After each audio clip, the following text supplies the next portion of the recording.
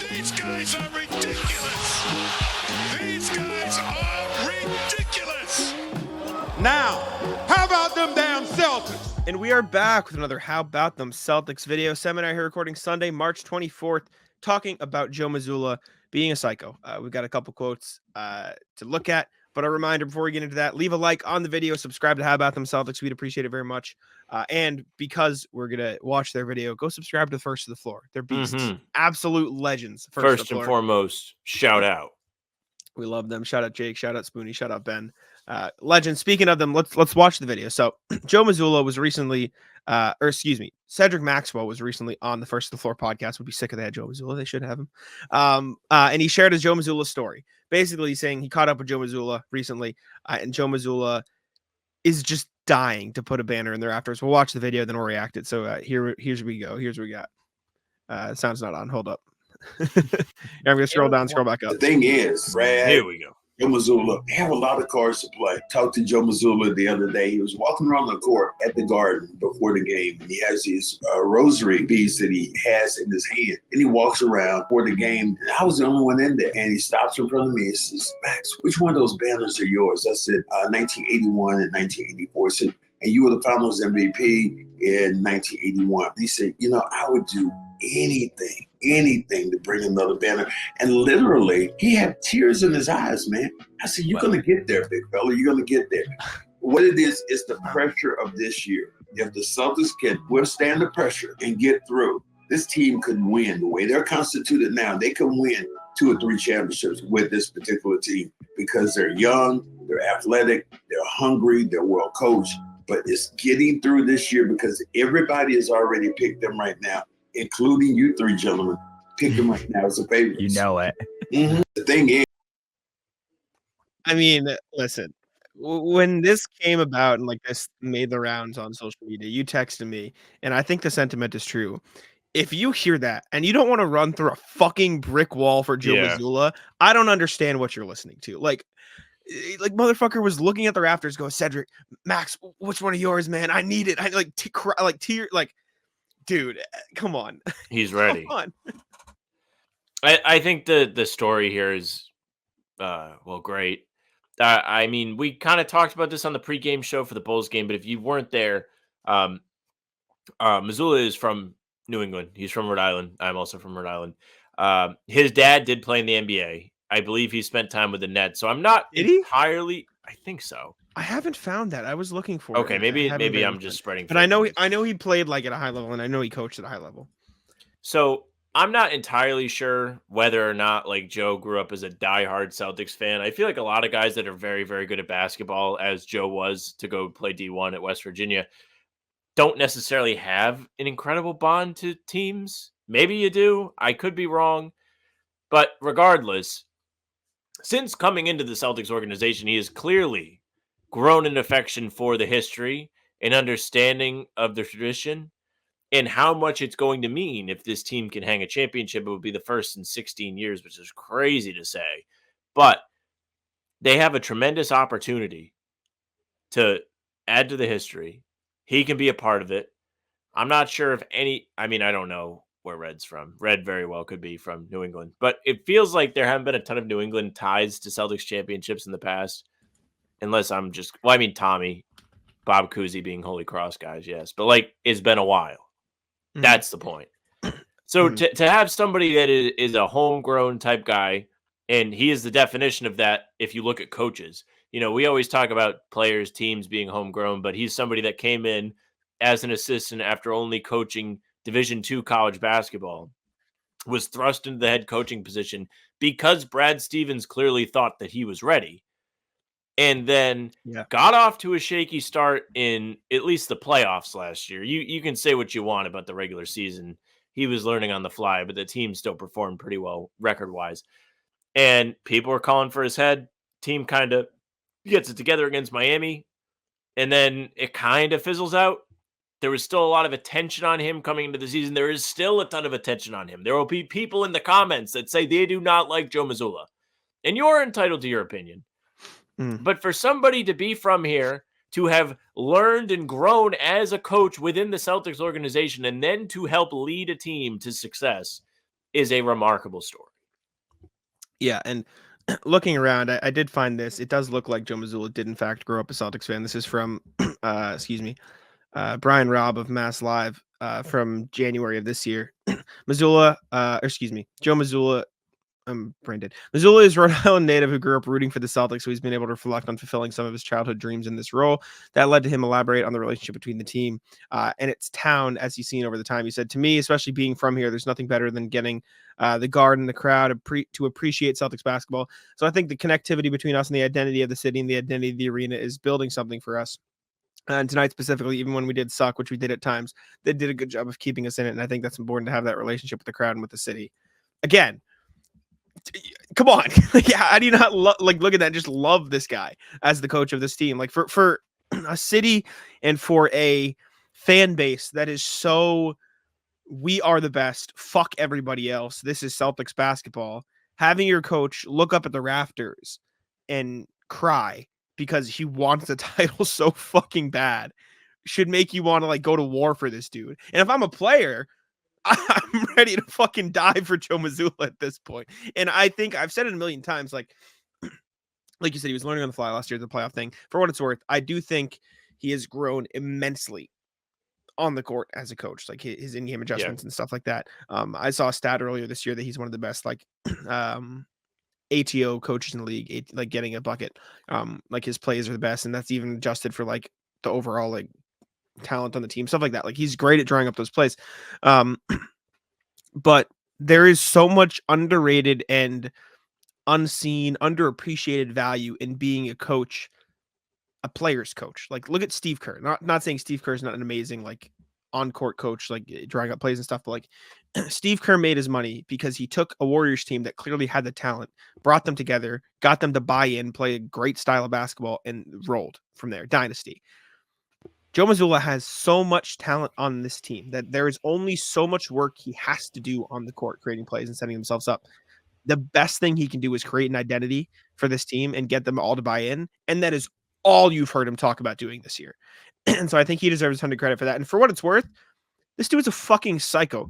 Listen to this quote. Noah tweeted it after a recent Celtics game. Shout out Noah Dalzell.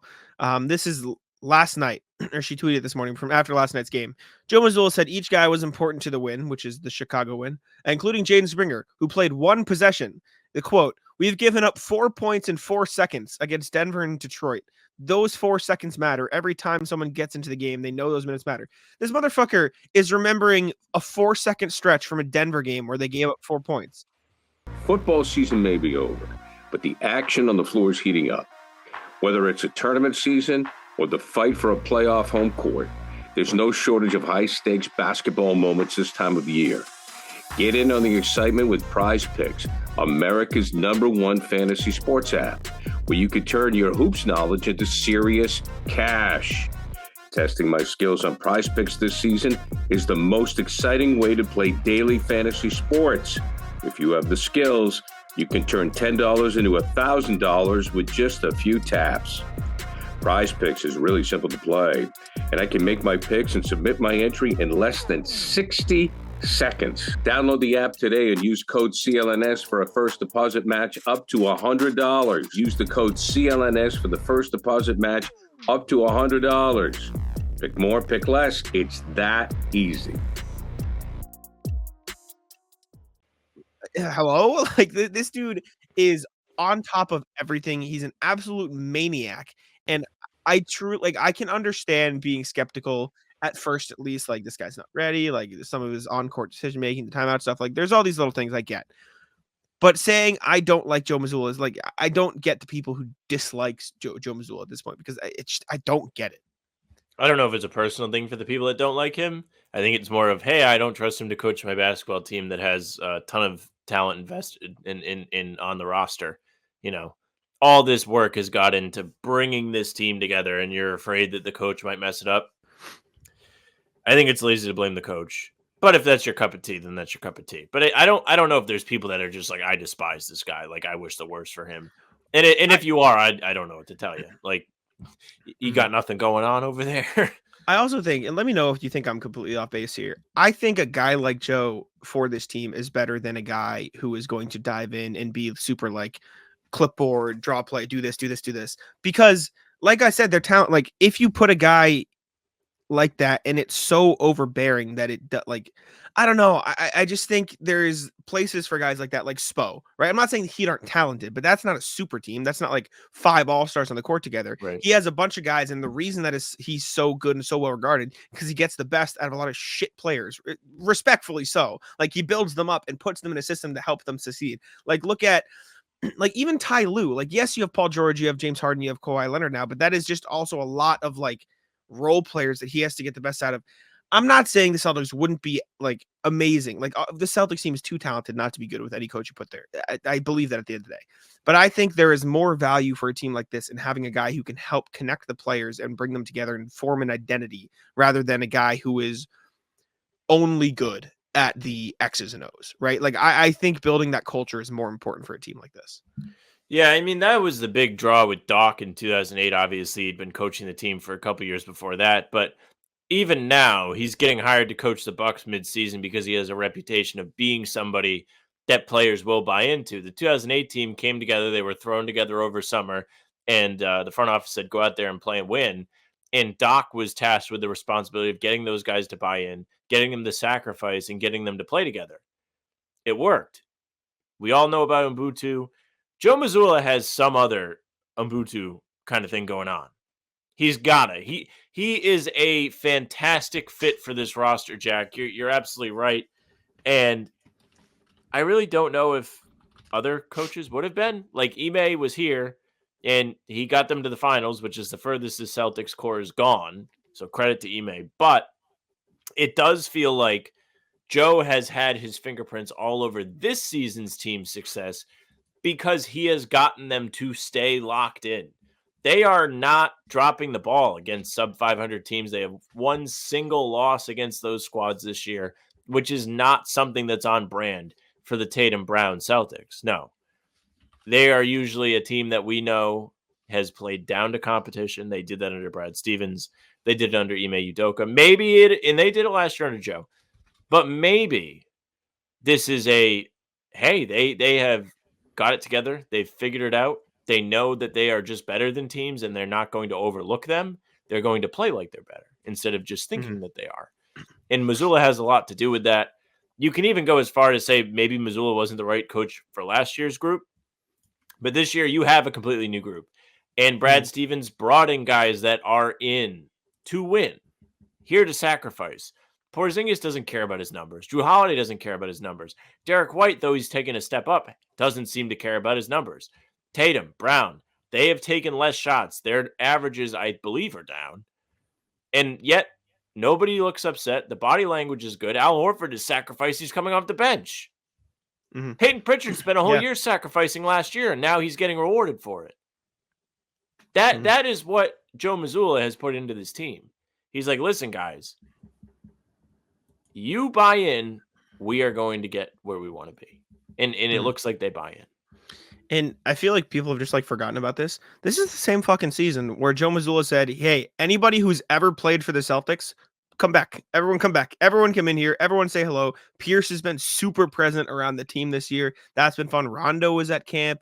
I don't know about KG. I know Eddie House has been around the team. Leon Poe has, I haven't like, I don't know. Leon Poe's been around for what it's worth. Not only has he been around, he's at all, these community events I go to. Leon Poe's fucking there. Leon Poe just goes to these on I'm Halloween. Pretty sure he's been there. Maybe I think he's been doing this stuff for years. Leon just want to Poe give him his credit up, where it's due. Yeah. Credit. Leon Poe is dressed up as a fucking pumpkin on Halloween at a senior citizen center, just hanging out, doing a dance with Lamar Stevens, R.I.P. legend, Celtics legend Lamar Stevens.